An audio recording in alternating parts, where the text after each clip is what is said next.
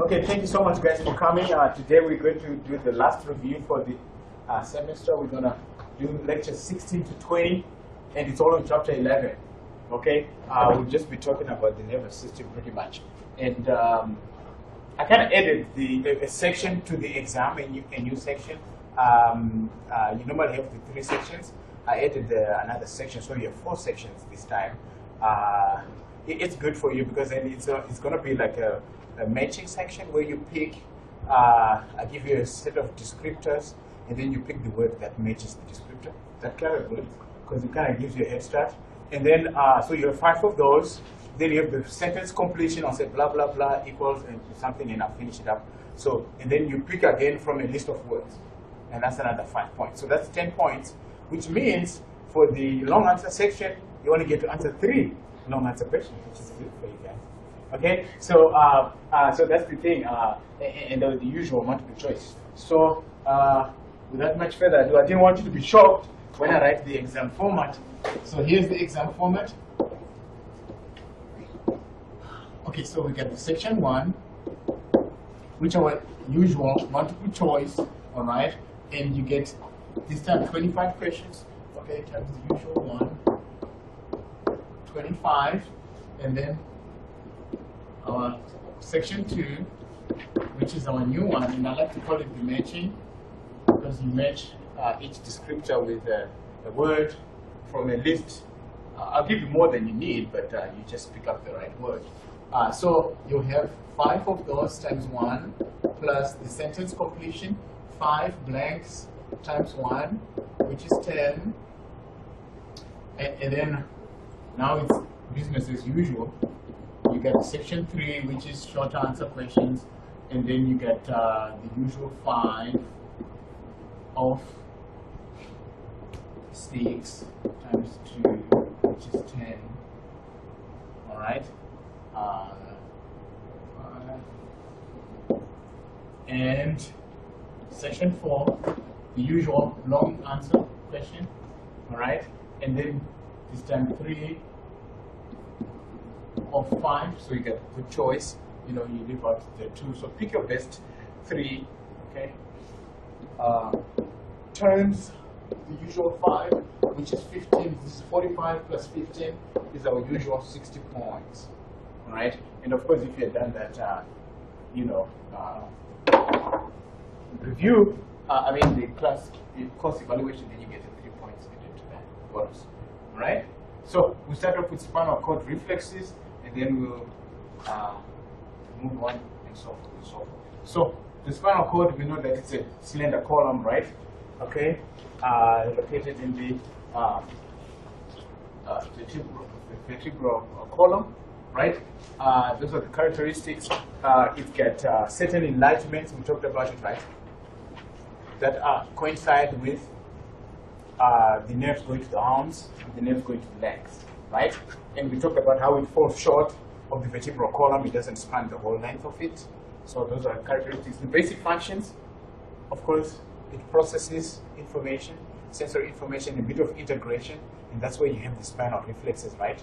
And then it connects, of course, the upper parts of the nervous system, like the brain, with the peripheral nervous system, right? So those are the basic functions. You know about that. So, so you gotta, of course, know the basic functions, know the basic characteristics of it, all right? And we talked about it. It's wrapped up in 3 connective tissue membranes called meninges, and these are also continuous with the brain, and we'll talk about that when we get there. And remember, we talked about how it goes through. This is it's like a plane, isn't it? But it's a vertebra, believe it or not. Okay, so it goes through here. Okay, so the space, well, I better make it bigger. The vertebral foramen, okay, between the periosteum, which is the layer of the bone, and the dura mater is the epidural space. It's above the dura, and this is where anesthetic is deposited. You know, if you want to numb down during pregnancy, I mean during giving birth. Okay, so that's epidural space. You need to know these locations and where this order, the order of the membranes is superficial to deep or deep to superficial. And then after the dura mater is the second one. So we get the dura, and then we got the arachnoid, all right, which is like a spider's web, and then under the arachnoid is the subarachnoid space. And what's located there? CSF, okay, and that cushions the spinal cord. Also, there is fat in the epidural space that cushions the spinal cord from the vertebral column, all right? And then after that is the pia mater, which is the most, the innermost of those members. So, gotta know those spaces, gotta know what's located in those spaces, you know, epidural space, subarachnoid space, what's taking under there. And then also the cross section. I'm going a little fast because in the morning I ran out of time, so, you know, but this is what you need to know. I'm going to ask about this. Okay, we know how the spinal cord kind of goes like that, right? Kind of like that, sort of like that. So it's got white matter on the outside, so it's white matter on the periphery. Some of this information I'll sprinkle throughout the multiple choice questions, okay? It's got the white matter on the outside, and white matter is pretty much myelinated axons, all right? And inside is the gray matter, which is the cell bodies of those axons coming into and out of the spinal cord. And then the gray matter is what is divided into the horns like this. So you got the dorsal horn there, you got the lateral horn on the side, you got the ventral horn, okay, like that. So that's kind of like the gray matter right there, okay? And then the white matter is divided into columns of ascending and descending called funiculi, right? So these are the bigger chunks of those columns going up and down. And then fasciculi will be the smaller ones. So that's the white matter flanking the gray matter.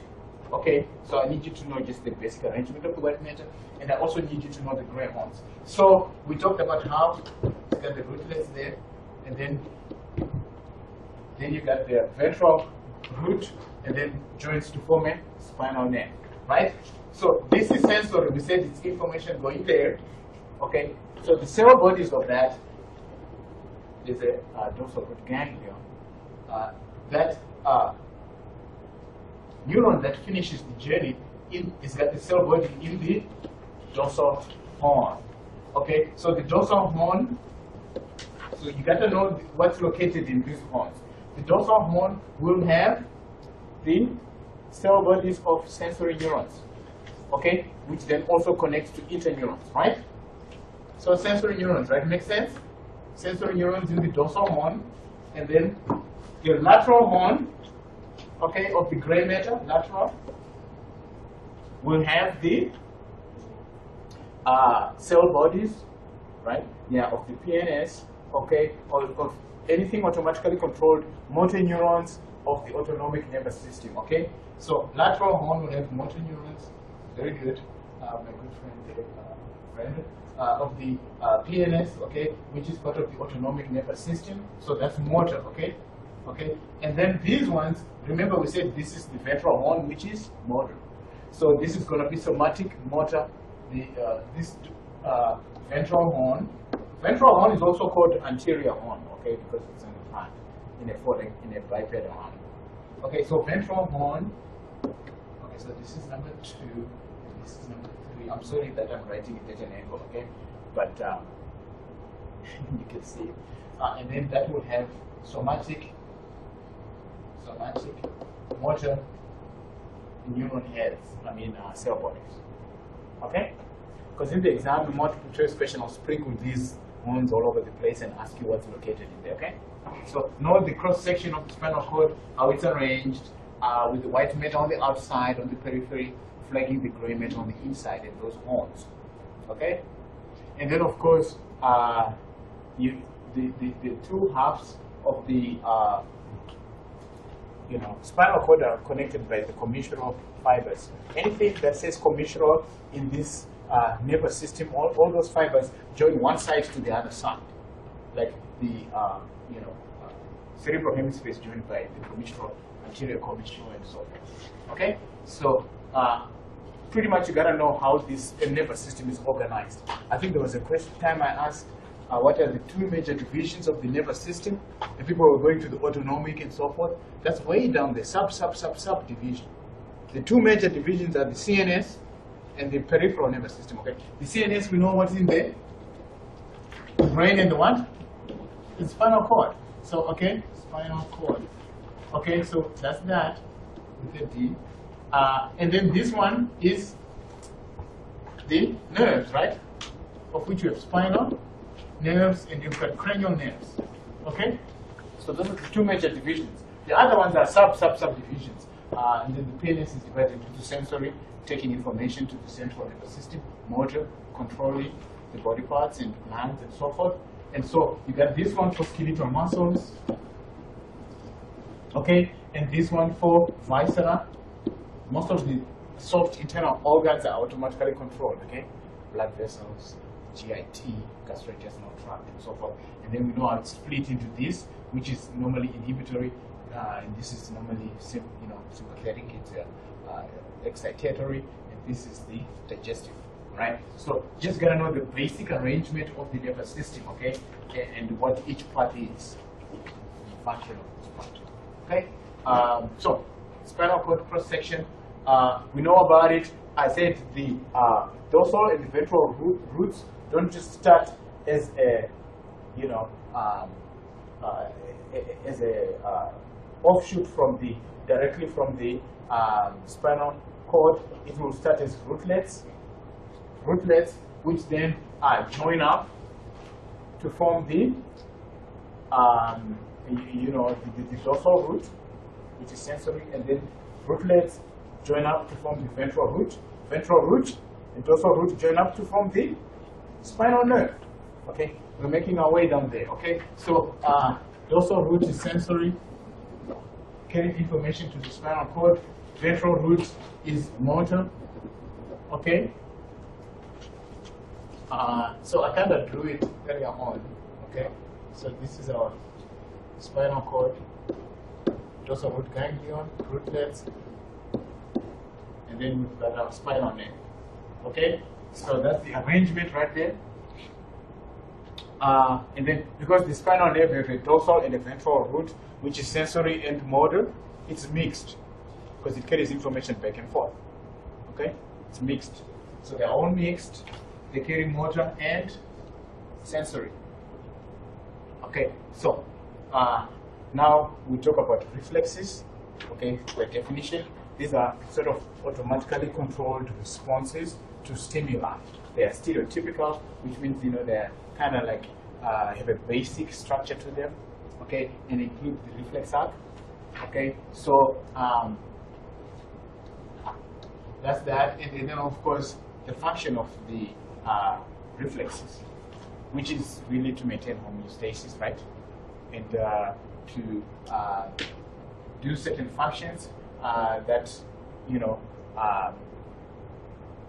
to relieve the person from having to think about all these items, so you can focus on other more important things. Well, not more important, but you can focus on less at a time. Okay, so then there's the general types. Of course, the types of reflexes. If it's somatic, it includes skeletal muscle. For the most part, it's like removing body from painful stimuli, things like that. Okay, so this involves skeletal muscles. Okay, reacting to an outward force, like somebody hits you, and then you move in the opposite direction from where the heat is coming, right? Those kinds of things, all those are somatic reflexes because they include movement due to the skeletal muscles. And then autonomic reflexes, anything that's automatically controlled and usually includes viscera, such as the blood vessels, the thickness of the blood, or in terms of the diameter of the blood vessels. Okay, it's regulated by smooth muscles in the blood vessels contracting and relaxing, okay, which affects your blood pressure. Okay, so all those things, the gastrointestinal tract, all that when you've eaten a meal, you're busy digesting, it's doing contraction, mixing movements automatically. All those are reflexes. Okay, so gotta know those basic two general types of reflexes, and the reflex arc is actually the basic functional unit of the nervous system, because it's the smallest part that includes all the things that you need for the nervous system to do something, right? So we know about the parts of that when we did homeostasis. We covered that too. So what you need, what are the the components that are needed in the reflex arc. Okay, we need a receptor first to tell us what is going on in the external or the internal environment. All right, and then what do we need? We need something to conduct the information to the CNS. So you need a sensory neuron, right? Which is listing all the components, the basic components you need from the nervous system to do a job, to do a function. Okay? If you have less than that, the nervous system can't function. So this is the basic functional unit. And the sensory will conduct it to the control center, right? The brain. Okay? And once the control center makes sense of it, and then it gives instructions, they need to go to the body part or to the gland or to the muscle, via a motor neuron, right? Okay, so this will be the ventral horn, and this will be up in the dorsal horn. I mean, also the dorsal root, and so forth. Okay, and then this, once the information is relayed by the motor neuron, it goes to effectors, because they affect the change. Okay? It could be muscles, it could be glands. So you need to know the steps, you need to know the components. So the major components will be the receptor, the control center, and the effector. Okay? The sensory and motor neurons are just conducting the information. See what I'm saying? So that's part of the reflex arc, is the functional unit of the nervous system. Okay, so gotta know all that. Should be a 5-point question, right? There you go. Reflexes. Of course, we know about how these neurons are arranged. They converge, they diverge. A bunch of neurons coming onto one, carrying information from different parts of the brain, and so forth, converge onto one. So these systems will edit and fine-tune our reflexes, our spinal reflexes. Okay. So the brain is the final say in all this. It will either accentuate or inhibit certain reflexes. Okay, so the brain will do that. Okay, and then because again at the level of the spinal cord, we've got ascending and descending tracts that are synapsing with those neurons involved in that reflex, right? So now we got to talk about all the different types of reflexes. So for each of these, I need you to know the receptors that is involved. Okay, the stretch reflex is the simplest reflex. Okay, simplest. Because it has only got a sensory and a motor neuron, right? The other ones will have interneurons and things like that, okay? So what's the receptor for this stretch reflex? Muscle spindle, right? Muscle spindle will detect the stretch in the muscle, and then the muscle will contract, okay? Like this patellar reflex is the most, is the basic flat. You hit that, when you hit the tendon, that is holding these muscles, it will stretch these muscles, and then the reflex is to automatically contract. So then you shoot your leg. The stretch reflex is also for posture. Like right now I'm standing upright. Again, I don't have to be thinking about firing some of my quadriceps and my, my hamstrings to contract and relax. So that's being done automatically. So the stretch reflex keeps my legs straight so that I don't buckle down and fall. So that's the function of the stretch reflex. Okay, and the receptor is a muscle spindle, and the characteristics is that it only has sensory and motor neuron. Okay, there's no interneurons in it. It's the simplest reflex. Okay, so because these things I'll ask about it and ask you to define these reflexes. Okay, spinal reflexes. Golgi tendon reflex. What's the receptor for it? The name is in here. Was it? Golgi tendon organ. Yeah, very good. Thank you so much. Golgi tendon organ. And it's located where? In the tendon, right? And this one does the opposite of the stretch. When your muscle is contracting, let's say you're trying to lift 300 pounds, bench press, you know what I'm saying? And your muscle is getting really stretched and it's getting pulled from, it's pulling away from the bone, the tendon is, and at the risk of actually breaking it if you're carrying too much weight, then your muscles can carry. So this reflex will then relax the muscle to avoid your tendon from snapping from the bone. That can happen, and that will really start. It's hard to repair that kind of injury. See what I'm saying? So this reflex is there to prevent that kind of injury to your muscles. because that would be really bad. Okay? If you take the muscle itself, it's okay, because the muscle can regenerate, but this is hard to treat. So, Golgi tendon organs, and of course, this has interneurons. We're getting more complex. It's more evolving. Remember when we talked about the dorsal horn, how it has the cell bodies of the sensory neurons that will synapse the interneuron most of the time. Okay? Except for the stretch reflex, it doesn't. It just synapses directly with the motor neuron. Okay? So, gotta know that. And then this one here, withdrawal, it does what the name says, it's withdrawal. Okay? So, what are the receptors for this one? Yeah, pain receptors, because you know, if you step on a track and you're feeling the pain, you really withdraw fast. Okay? So, pain receptors, also called nociceptors. Okay? Pain receptors, okay? Function to limit tissue damage, okay? Limit tissue damage. Okay? This one is got interneurons. Okay? It's getting really complicated. And it's got a lot of synapses with ascending and descending tracts from the brain, to and from the brain, right? Okay, so that's that. What else we got? This one I added it just because, you know, it's not on your list, it's not in your book. But the crossed extensor reflex really goes well with the withdrawal reflex. Like right now, I'm walking on the beach and I step on a sharp shell or something like that, whatever. Okay, when I withdraw my, let's say it was my right leg, I withdraw it. What's going to have to happen on my left? It's going to have to sustain my body weight. Otherwise, I'll buckle over and fall and hit my head and it's even worse. Okay, so the crossed extensor reflex will create an opposite reaction on the other side of the spine. Okay, which is even more complicated because it has a lot of interneurons and it will have those commissural fibers I was talking about that will link one side of the spinal cord to the other side. Okay, so the crossed extensor reflex is very complicated and it works with the withdrawal reflex so that it will sustain the body weight once the other leg withdraws. So what I'm saying, it will be very important to do that. Okay, I just want you to know about it, but you know, I can't put it in the examples. So spinal nerves and plexuses. So we're moving along. We started with our little rootlets, and we went to the dorsal ventral horn united, and we're moving right along. So these nerves, they're going to be bundles of many axons, right? And just like muscle, it's a bundle of muscle fibers. Same deal here. And it's got these three connective tissue membranes that will demarcate the bundle of nerves, the bundle of these axons. So we get, so this is it right there, okay? And then, so the red one will be sub-bundles called fascicles, right?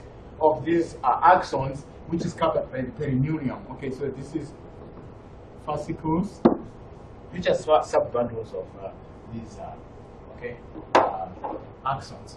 And then the endoneurium, it covers actually the you know how an axon is like that, and then if it's myelinated, it's got the myelin sheath like that. Okay, so the endoneurium will be the membrane that covers that particular axon. Okay, it covers the neuron itself. So that's the endoneurium. So the endoneurium will be this one in here. So because this is a bundle of axons in there, covered by endoneurium first, and then you bundle them up, then you cover by the perineurium, okay, just like the muscles, okay? So that's that one, okay?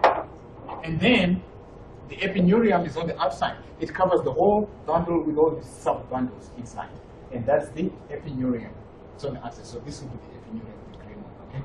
Covers all. So sometimes I'll ask in the multiple choice questions, sprinkle it all over the place, talking about these connective tissue membranes that cover the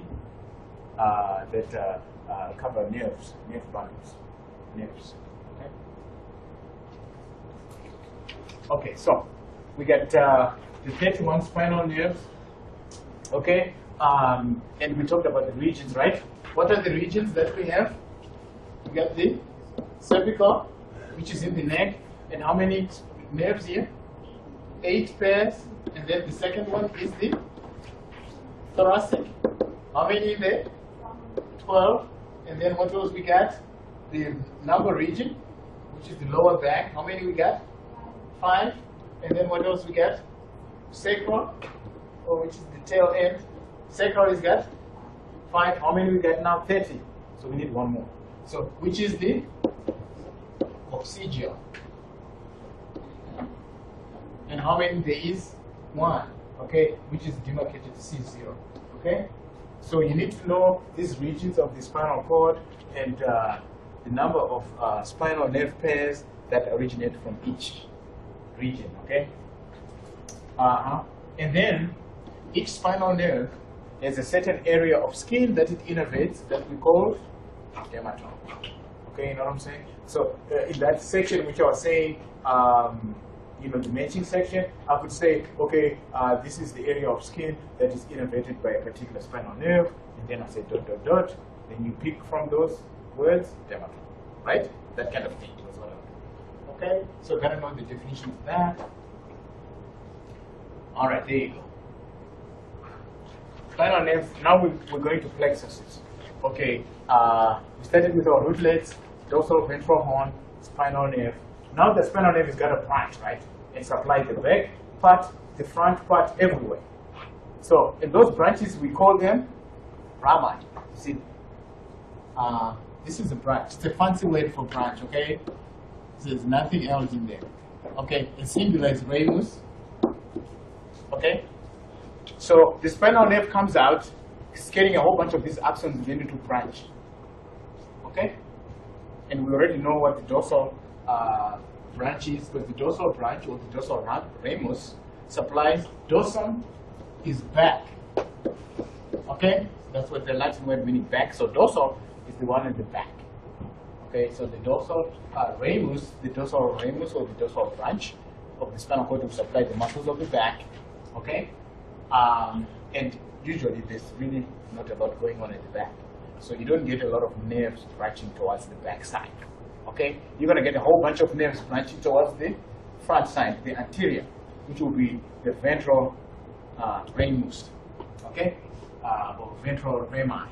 The ventral rami, we talked about it, we said in the chest area here, those branches going to the front in the chest area. Is it very busy over here? What do we got? We just got the chest hairs and stuff. So nothing much going on there. So the thoracic region just forms the intercostal nerves. So no need for plexuses. Remember, because the function of plexuses is to arrange a complex networks of all these nerves, all this wiring going to the body parts. So they are arranged as plexuses. So when this is simple, nothing happens there. So the ventral ramus or the ventral rami that go, in fact, coincides with the enlargements of the spinal cord. We said those enlargements coincide with the appendages. So there's going to be a lot of nerve work needed to go to the arms. In fact, we use our hands to manipulate stuff, to feel things. So a bunch of nerves are going to go there. So those are the ones, the ventral rami, that go to the enlargements or that go to the arms and to the legs, form the plexuses. Okay? So this will be the cervical and lumbar enlargements mostly. Okay, so we get the sacral ones, we get the lumbar ones, and then we get the cervical, and then the brachial to do with the arm, plexuses. Okay, so those are the only ventral rami that form plexuses. Okay. Okay, so but remember I told you with this is our spinal cord like that, right? And then it tapers. Beside it would be these sympathetic chains, nerves that go to the sympathetic nervous system that does the fight-flight situation, which is in the thorax and lumbar region. It's sometimes called the thoracolumbar, you know. So in that area here, okay, the nerves coming out of the spine, you know, that supplying the sympathetic system, they first synapse with neurons in this chain. Okay, it's called the sympathetic chain. It's also called the paravertebral chain, right? Why? Because it's parallel to the vertebral column, right? Okay, so they will come out like that, those nerves, and then the branch or the ramus that connects to this sympathetic chain, okay, and there will be ganglia here called the parasympathetic this part of the temporal ganglia, okay, which are cell bodies of those neurons. This would be what we call communicating rama, okay, communicating ramus, okay, because it goes to this sympathetic chain, okay. Okay, so the branch that connects, that's coming from the nerve, okay, is going to be white ramus, okay, it's because it's myelinated. Okay, it's going to be white communicating ramus.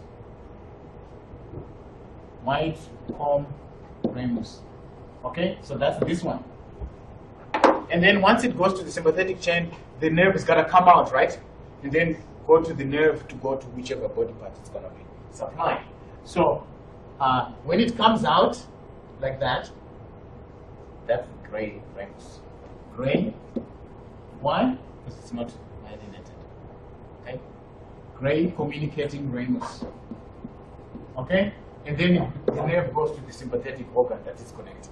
That it is, see what I'm saying?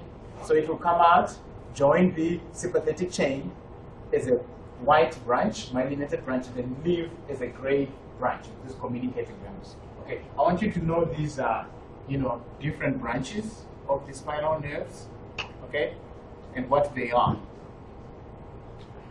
All right, so good. So we talked about it. The plexuses coincide with that.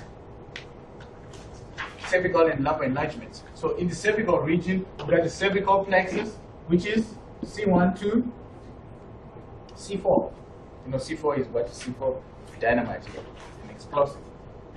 Okay, and what did we say? A major nerve that comes out of this is the phrenic nerve, right? Which controls the diaphragm, and it kind of sort of borrows a bit of the brachial plexus because it's actually C3 to C5. Okay, so those spinal nerves will give rise to the phrenic nerve, which controls the diaphragm. So, and then the brachial plexus starts at C5 and goes to T1. Okay, the rest of the T nerves, spinal nerves, really pretty much just form the intercostals. The only one of them that joins up to form the brachial plexus. Okay, and then what did we say? There are major nerves that come out of here. All right, and to do with the arm and the forearm. All right, and the armpit. Okay, so that's going to be axillary, right? Okay, what else is going to be there? It's going to do with the ulna, and then it's going to do with the radius. So if you get stuck, just think about the forearm, then think about your skeletal system and what bones you have in there. Okay, because most of these nerves are named after the parts they are supplying. Okay, and then the other is called median, right? Okay, and then what's the other one? Musculocutaneous. Musculocutaneous. It's really the skin of the forearm and so forth, right, and the muscles. Musculocutaneous. All right. So sometimes I'll say, can you name a few nerves that arise from the brachial plexus, and then you tell me about it, or the cervical plexus. Okay. So the lumbar is going to be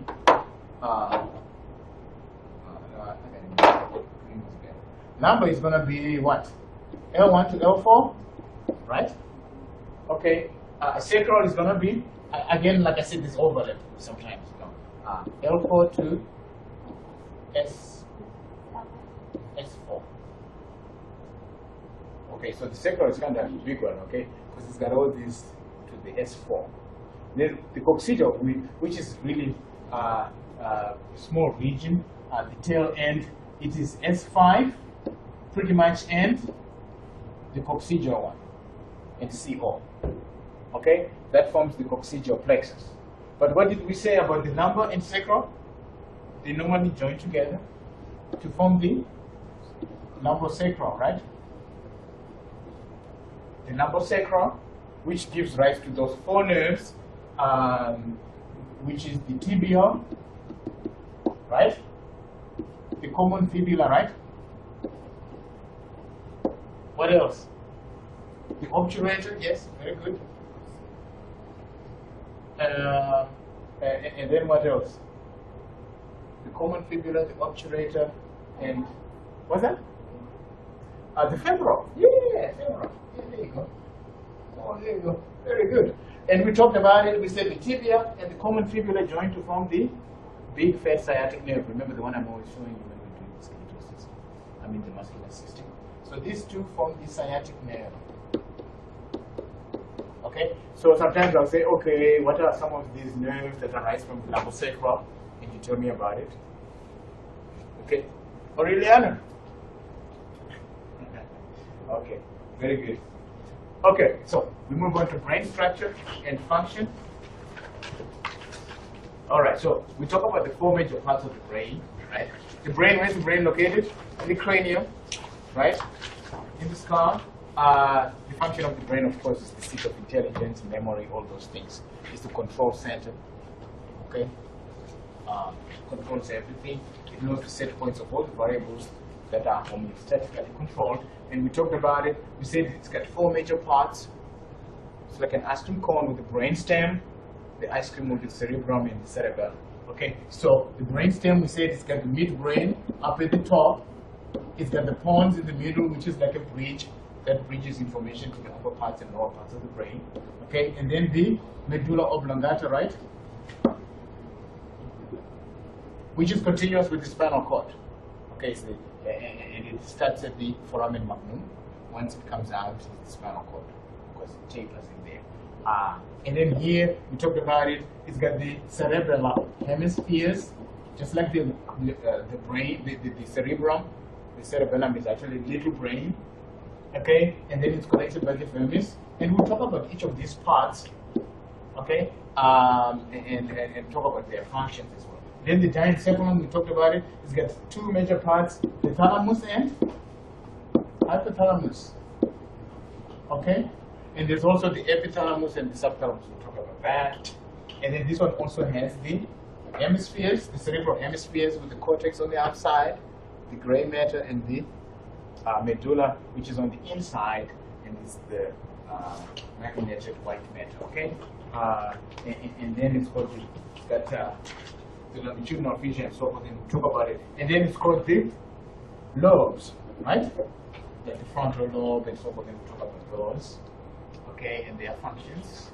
Okay, so brainstem, we talked about the components, which is the pons, the midbrain, and the medulla oblongata. We said it's really performs most of the vital functions of the body. Okay, and 10 of the cranial nerves arise from the brainstem, except the optic and the olfactory for smell, which arise from the cerebrum. Okay, so those are some of the characteristics. If you talk about it, if brainstem reflexes are used to measure functionality of the brainstem. If there are no reflexes, it means the brainstem is not functioning. Okay, we talked about that, and we talked about how if you injure small parts of the brainstem, it could be fatal, but you could hurt a chunk of your cerebrum and you live. Okay, so that's the brainstem. But we'll really go into each part, talk about what it does. Okay, so we start off with the medulla oblongata. Okay, it tapers into the spinal cord. Okay, it's the lowest part of the brain, right? It's the lowest part of the brain, and it's got these medullary nuclei, which are groups of neurons in the medulla that do certain functions, such as breathing, right? It controls the blood vessels, right? Okay, like the blood pressure. Okay, these are very vital functions. And then it does some other things, swallowing. Okay, balance is another critical one. Balance. Okay, but these are all listed in there. Okay, so you need to know the functions of some of these parts, of all the parts. Okay, and then we talked about the pyramids. It really deals with the motor function here. Okay, voluntary motor function. Okay, and we said that those fibers going up and down, which are projection fibers, right?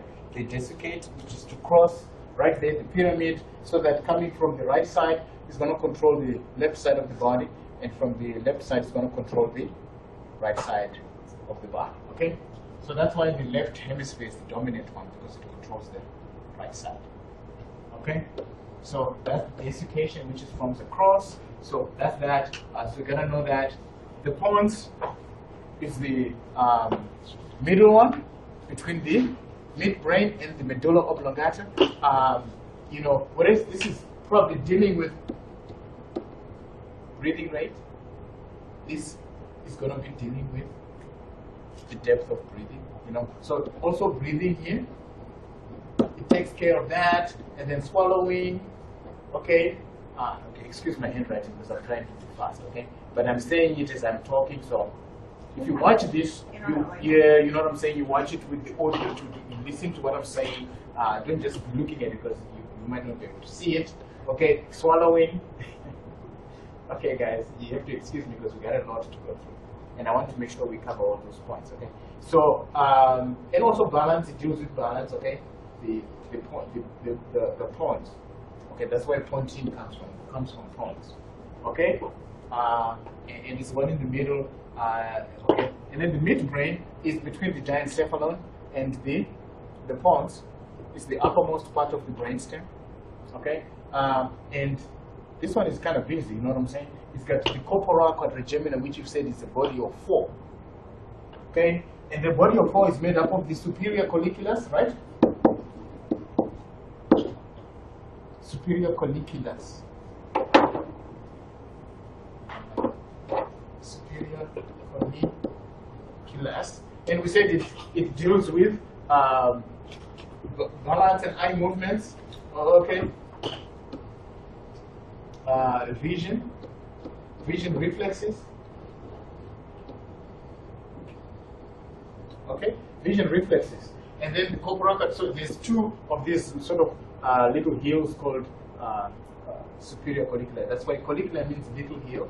Okay, okay. And then the inferior colliculi. What did we say the inferior colliculi? Hearing. It's hearing. Yeah, it's hearing. Okay, the inferior colliculi is hearing. Okay, and then there's these 2 nuclei that are named because of the color. Okay, the substantia nigra, we said it's a black substance, right, in the midbrain. And what does it do? It's involved in motor activity. It's also involved, it's one of the basal nuclei that are involved in Parkinson's disease and so forth because of the dopamine metabolites, which are very, very reactive, so they could harm the brain tissue. So there's a lot of melanin in there, which makes it black. Okay. The red nucleus has got a lot of blood vessels in it. It's really red. It's pink. It appears pink in color. So that's that. And they deal with motor function. Okay. Motor function, guys. Because I'm going to ask about these different ones and what they do. Okay. I will. And then cerebral pedicles. These kind of have these motor tracts, you know, going down. So the cerebral pedicles kind of connect the cerebellum also to the upper parts of the brain and so forth, and carry information to the muscles. Okay, so that's that. So gotta know the 3 parts of the brainstem and what it does. Okay, the brainstem, like we said, it's got the midbrain like that, and then the big pons, and then the medulla oblongata like that, right? And then you got the cerebellum over here. Okay, so we said in there is scattered nuclei, kind of like what we call the reticular formation. It's like that, and some of it kind of burrows up into the diencephalon. Okay, it's called the reticular formation. What is the basic function of it? Okay, is to deal with anything cyclical, anything that is a repetitive motion, like walking, okay, chewing, things like that. Anything that's repetitive, that has got a cyclical nature to it, is controlled by the reticular formation. Okay, within it is the reticular activating system. Okay, this is what wakes your cerebrum up in the morning. So it arouses the cerebrum. Okay, the reticular activating system. There's also melanin in there, melatonin. So it's involved in sleep-wake cycles as well. Sleep-wake cycles. Okay? That's the reticular activating system, which is part of the reticular formation. But you see what I'm saying? So if I'm specific about it and I want the reticular activating system, we talk about that, arousing the cerebrum and sleep-wake cycles. But if I'm talking about the reticular formation as a whole, we talk about how it's involved in things with a cyclical nature to it, like walking, things like that. Okay, and the location of it, you know, it's mostly in the brainstem and a little bit up in the diencephalon. Okay, because after the midbrain, then the diencephalon, then the cerebrum. Okay, so I don't know that.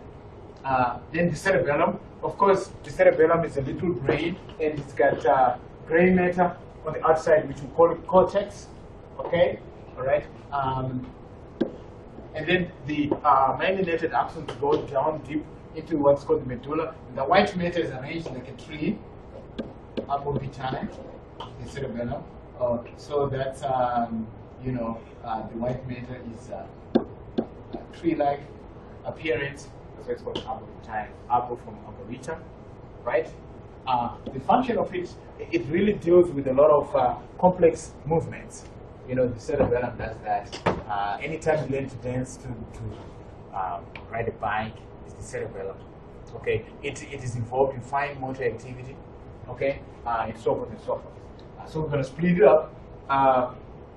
The flocculonodular, lobe, ocular, to do with the eyes, right? So you know it's going to be something to do with eyes. So it's going to be eye movements and balance. Remember, this is how you learn to drive, how you learn to ride a bike, not to drive. Okay, and you know, things like that. Learning to dance, practice complex movements. Okay, it's all up in here. Okay, in the cerebellum. And then the vermis is what connects the two. It also deals with you know, fine motor activity, complex movements. Okay, movements. This is my shortcut for movements. Complex movements and things like that. In these lateral hemispheres are the big part, which is almost like the cerebral hemispheres, which is like the brains of the cerebellum. And then this deals with planning, you know, practice. You know, when you learn to ride a bike, bike riding, okay, and what else? Dancing and things like that. All that is in here. Planning complex movements here too. Okay, so you gotta know the cerebellum and the parts of it and the functions of these parts. Sometimes, you know, these things, I'll put them in multiple choice questions and sprinkle it in there and ask about, you know, the midbrain or the pons or, you know, the medulla oblongata and so on. Okay, parts of this cerebellum. And then the diencephalon, it's right above the midbrain, and it's surrounded by the cerebrum. Okay, we talked about it. The main parts of it will be the thalamus. And the thalamus, the characteristics of it, the thalamus, I said, remember, it's like a yo-yo with a lobe on one side connected by the interthalamic adhesion, right? And the third ventricle runs on it, around it. Okay? All right? So that's like a yo-yo right there. So, and that's it. And we said the major function of the thalamus, it's a relay center, right? And we talked about how the thalamus receives all sensory information except smell, right? Except the sense of smell. Okay? So it will take sensory information and conduct it to the proper part of the brain that takes care of that. Okay? So that's why you call it the relay center, almost like a triage kind of deal. Subthalamus, it's kind of sort of also involved in motor function here. Okay? And the subthalamus is under the thalamus. It's immediately under the thalamus. Okay? And the epithalamus is kind of superior and posterior. Superior is kind of above and behind the thalamus. Kind of sort of located here, like that. Okay, above, and the other ones are down here. Okay? And posterior. So that's characteristics. And then, what do we have in the epithalamus? We got the hypennular nuclei. Okay, the hypennular nuclei. We talked about it last time when we were talking about the bathroom. It deals with emotion to do with smell. Remember that? Okay, smell emotions. Okay, and then what else? The pineal body is also above there, the part of the epithalamus, above and behind the thalamus. And what did we say? It produces melatonin, so it's also involved in the sleep-wake cycle. Okay, melatonin. Also, it's involved in puberty. Okay, puberty. Okay, guys, puberty. It's involved in puberty. The hypothalamus now is the visceral control center. It's the center that controls all the visceral activities. You know, like the blood, the vessels. You know, blood pressure, heart rate. Okay, it controls most of the GIT as well. Hunger, thirst, pleasure, all that. Plenty of functions for the hypothalamus. Controls the endocrine system. Remember we talked about it. It releases hormones that control the endocrine system. So it does a lot of stuff. Okay, it deals with emotions as well, the mammillary body there, to do with smell as well, and things like that. So the hypothalamus is the autonomic nervous system control center. Okay, all internal viscera are controlled. Viscera is soft internal organs, right? Okay, very good. So there's a bunch of functions over here on the hypothalamus. Sometimes it could be a 5-point question where you list the functions of the hypothalamus alone. There's a lot. Cerebrum. So the cerebrum is the big brain, if you will. It's got the cerebral hemispheres. Okay, the characteristics of it. What does it have? There's worm-like appearance on it. Those squiggles, those bumps called gyri. Okay, gyros singular. All right, and then you got those creaks and crevices that snake their way through those gyri, and that's the sulci. Okay, so these are the crevices and so forth. So you got the longitudinal fissure that separates the cerebral hemispheres right in the middle. And then you got the central sulcus that runs down, separates the frontal lobe from the parietal lobe. All those, right? Okay, so those are the characteristics. And now we talk about the lobes of the brain, and we talked about how they're named under the bone they occur. Like the frontal lobe is under the frontal bone. Okay, in the frontal lobe, what does it do? What are the functions? You know, things like aggression, you know, motivation, voluntary, motor control. Okay, all that is in the frontal lobe. Okay, mood as well, smell. After all, that's where the olfactory bulbs are located, right underneath the frontal lobe. Okay, so it deals with smell. Parietal, I said P for pressure, touch, pain. Okay, anything when you apply pressure, pain. Okay, it deals with that. A little bit of taste as well. Okay, the parietal lobe. And then the occipital is the vision center, right? Vision center. It particularly deals with vision by itself. Okay, then the temporal, what does it do? It's right next to the ear, so you better say hearing. Okay. I think it also deals with smell. Okay, the temporal does. What else does the temporal do? That's Memory. Memory, yeah, the temporal. Because when you hear stuff, you know what I'm saying? Memory. Okay. It's a whole bunch of stuff. Okay. So gotta know all the functions of these lobes. You know, abstract thought. You know what I'm saying? Abstract thought is like something that doesn't have like a physical existence. Something that is more mental than anything. It's abstract. You know, it doesn't have like an actual physical. So anything to do with that, anything that's cerebral, thought-wise like that, that's the temporal lobe. And judgment as well. Okay, so it does a lot of things. And then the insula, we kind of said it's hidden inside the lateral fissure.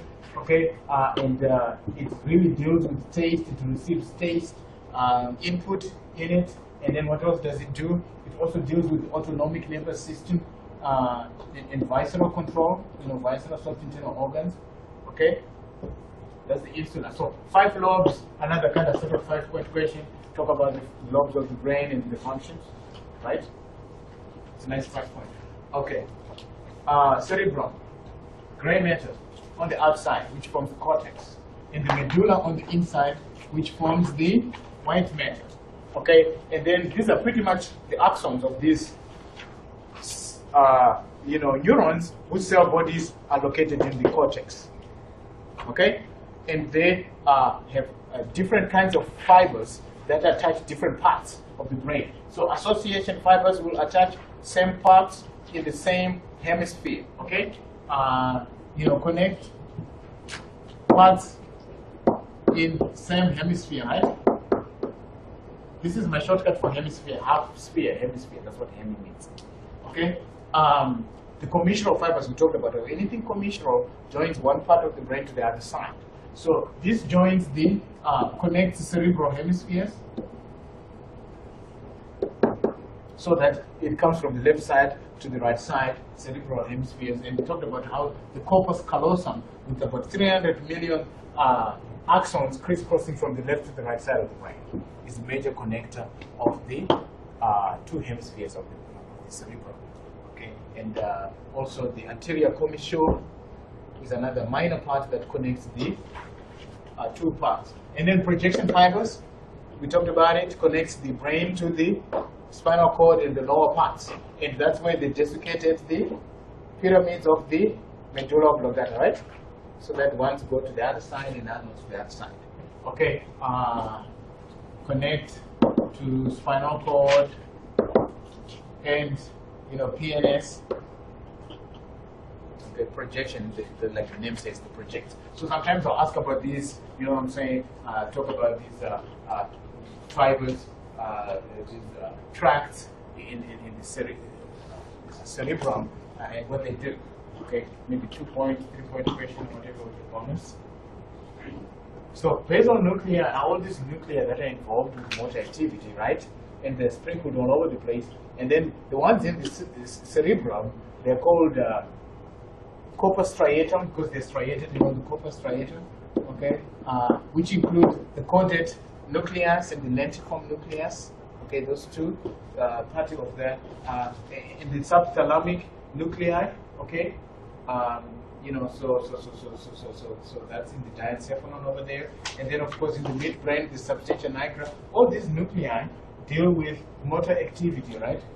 They usually eliminate unnecessary motor activity, okay? So that's what they do. They inhibit that unnecessary motor activity.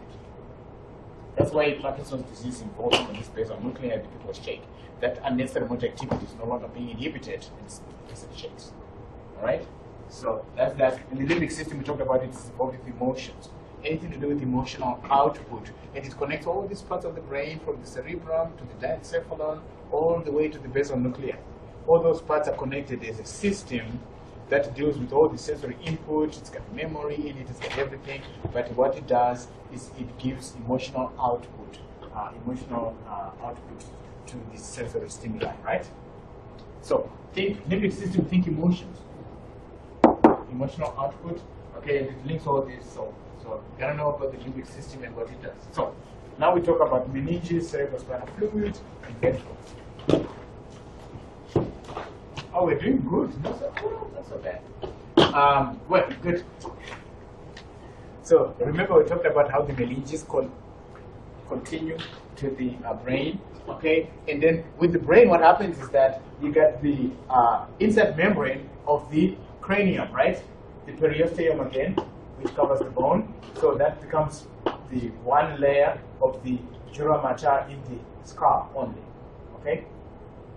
All right, and then the meningeal layer is the second layer, okay, of the dura mater. The meningeal layer of the dura mater in the brain is one that continues to the spinal cord, okay?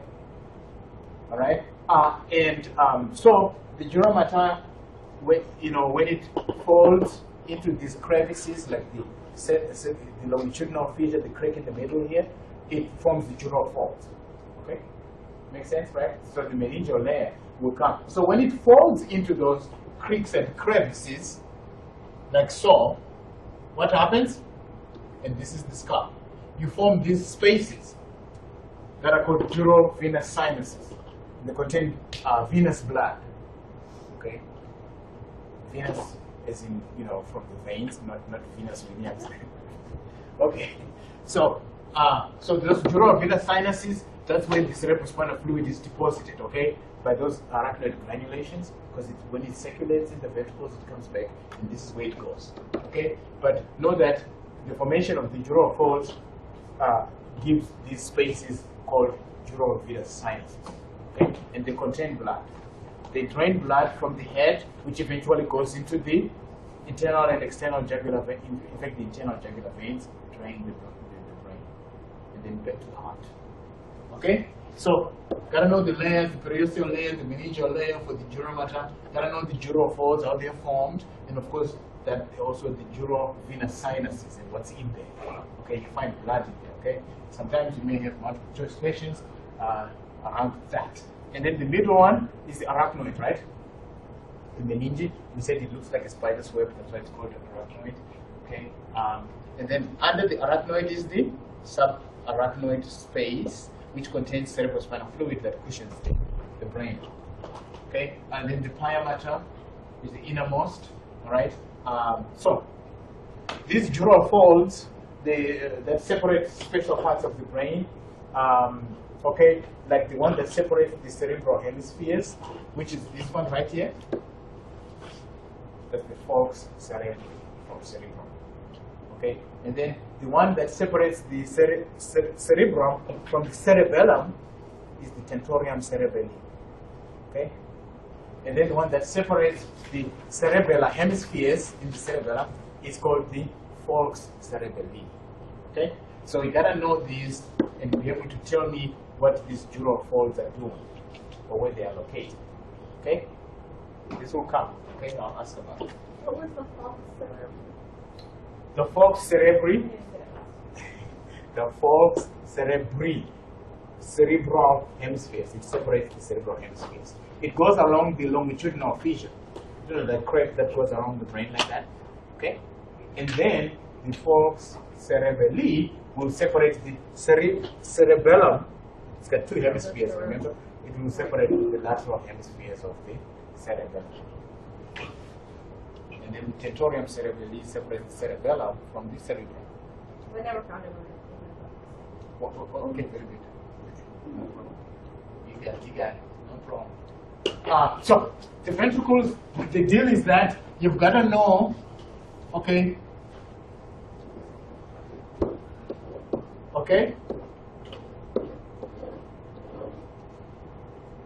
the movement of, so the lateral ventricles is number 1 and number 2, and they're joined by that which is the interventricular foramina. Okay, interventricular foramina joins these lateral ventricles to the third ventricle. Okay, that's the flow of cerebrospinal fluid, okay, in the ventricles. Okay, and then this cerebral aqueduct, okay, what does it join? The third to the fourth ventricle, okay? Aqueduct. Sometimes I'll sprinkle this in multiple choice, talk about what joins this ventricle to that ventricle and whatnot. In the fourth ventricle, you've got the 3 apertures, the 2 lateral apertures, okay, and then the median aperture that is in the middle that connects to the subarachnoid space, right? Subarachnoid space. And what's in there? Cerebrospinal fluid. Yeah, cerebrospinal fluid, right? Because that's what's circulating in there. And then the fourth ventricle is also connected to the central canal of the spinal cord. Yes, spinal cord, okay? Right, so we're going along, we're moving along, and then once the CSF, cerebrospinal fluid, is circulating in the subarachnoid space, you get these arachnoid granulations that grow into the dural venous sinuses, right? And then that's the last part that, the cerebrospinal fluid joins the circulation. So it's constantly being recycled and, made at the same rate as it enters the dural venous sinuses, where it will mix with venous blood. Okay? So that's what happens. So these arachnoid granulations are outshoots of the arachnoid that will give access to the dural venous sinuses from the subarachnoid space. Okay, so the central canal, of course, is connected to the fourth ventricle, and then most of the blood vessels that produce cerebrospinal fluid are located in here, right? About 80 to 90% of it, they're suspended in there. And these blood vessels, called current plexus, are coated by what? Ependymal cells. Remember we talked about these neuroglial cells, okay, that make cerebrospinal fluid, okay? So, and then the circulation is what I just drew of cerebrospinal fluid, right? You should know how the cerebrospinal fluid circulates in the ventricles and where it goes and how it goes there, through the cerebral aqueduct or the interventricular foramina or those apertures and the granulations, arachnoid granulations, okay? So, gotta know all that. All right, so blood supply, we talked about it. We said the brain is only like 2% of the body, but it requires a fifth, 20% of the blood supply from the heart. Why? Because it's got very high metabolic rate. It cannot store high energy compounds. It only uses glucose. Okay, so that's why it needs a whole bunch of the blood from the heart. Okay, and we talked about how the blood-brain barrier will bar everything else from going there. That's why some of the other high nutrients like lipids and stuff like that can't go up there. So then you're going to just need a whole bunch of blood to supply enough glucose that the brain needs, because it's working all the time when you're sleeping, right? So you got the blood-brain barrier, which is formed by what cells? What are the neuroglial cells that form this? Yeah, astrocytes, right? That will surround the capillaries that serve the brain, okay? So that nothing just exits out of there, okay? So, very good. And then we talked about how the blood supply to the brain at the bottom, right by the brainstem, you've got the posterior and anterior cerebral arteries that join the internal carotid arteries to spread blood throughout the bottom. And that's also called circle of Willis. Okay, so you need to know what makes up circle of Willis, which is also called the cerebral arterial circle. It's kind of circle of blood vessels right underneath the brain, so that blood is spread throughout at the base of the brain. Okay. Last lecture. So now we talk. This one is real easy because we talk about the cranial nerves, and then we just finish up talking about the brainstem reflexes, which are involved with the cranial nerves. Okay, so cranial nerves arise from the brainstem, 10 of them, and 2 of them from the cerebrum. Okay, and for this you need to know the name of it, the Roman numeral notation. You need to know the foramen, or the hole, or the opening through which it goes from the cranium, and then you need to know the consequences of lesions when something happens to that particular cranial nerve. Okay, consequences of lesions. And these ones are very easy. Well, it's not, but you get the general functions. You get the all sensory and motor, just like the spinal nerves, man. Just like the spinal nerves. So they do that. Okay. Okay. So and we talked about how there's 12 of them, right? We get the olfactory number 1, optic number 2. Oculomotor 3, trochlea 4, and then we got the trigeminal 5, okay, and optic hands in that order, facial, vestibulocochlear, and I'll mention a few of them in terms of their function.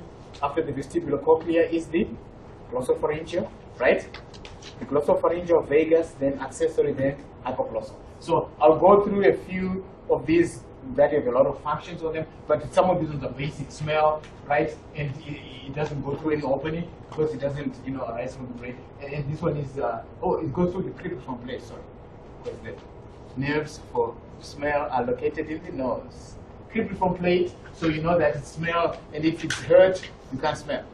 Optic vision, if it's hurt, you can't see. You know what I'm saying? Oculomotor controls most of the muscles that move the eye. Plus, it's got parasympathetic because it controls the eyelids.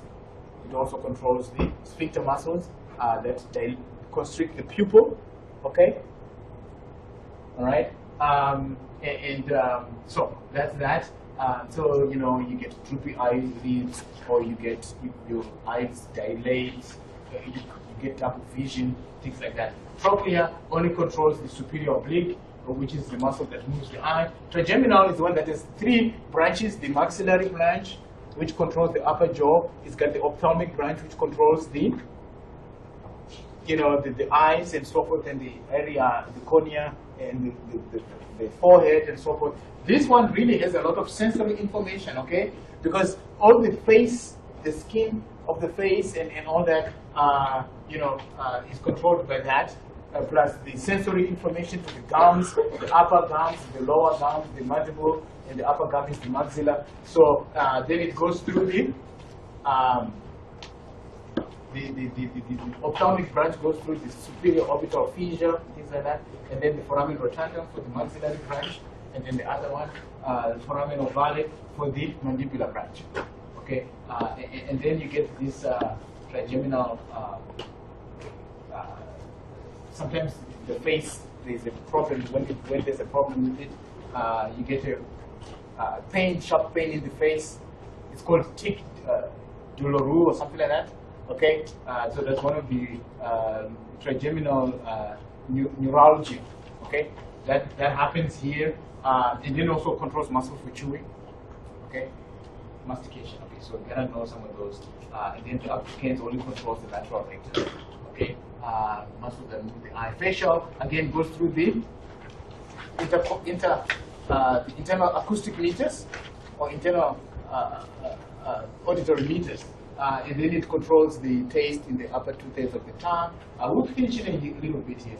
And then the vestibular cochlea, okay, goes through the internal acoustic meters. It deals with balance and hearing, vestibular cochlea. And this one, you know, for swallowing, you know, muscles of the pharynx and things like that. Okay, and we started to use the foramen, jugular foramen, exit through that and whatnot. Okay, the vagus, of course, controls all the visceral, soft internal organs. Accessory controls muscles for the neck. It also goes through the jugular foramen. Okay, and the foramen magnum as well. Okay, and then the hypoglossal, which also controls some of the muscles in the neck area there. Not muscles in the neck, but the pharynx, the throat for swallowing and so forth, and the tongue muscles, and it goes through the hypoglossal canal.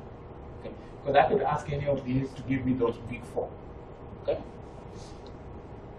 The brainstem reflexes we talked about it last time. You know, brainstem reflexes are used to see the functionality of the brainstem, and if they are not functioning, the brainstem is really not working, and it's very critical.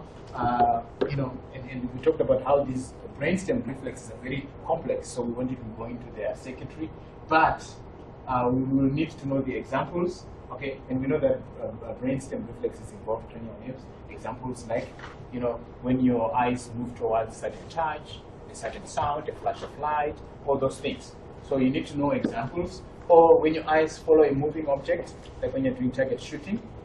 Also, when you're chewing, you know, the consistency of food could be different, so that your teeth don't slam against each other. It regulates how much pressure your teeth are putting, so that you don't crack. Because if you're chewing something soft and you slam your teeth, you can crack your teeth. Okay, so that's also controlled by the brainstem reflex, all those concepts. All right, guys, thank you so much. I appreciate it. Okay, I took 5, which is good. A big improvement from the morning. Okay. So I'll give you some time, and then we'll meet for the practical. Okay.